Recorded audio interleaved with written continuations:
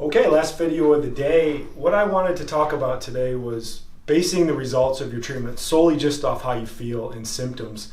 This happens so much. People feel better and they think they're good to go because there's not a lot of functional tests or measurements to really tell how they're doing. They gauge it simply off just how they feel.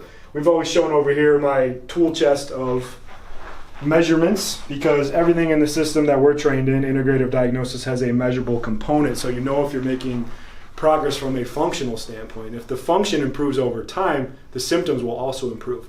So many people gauge their treatment just off how they feel. They go, well, I'm not having pain anymore, so I must be good.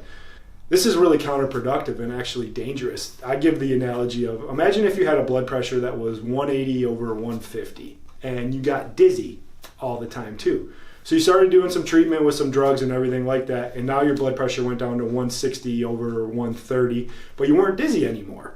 Would you stop your medication or stop your treatment? No, you wouldn't, because you still have a ways to go.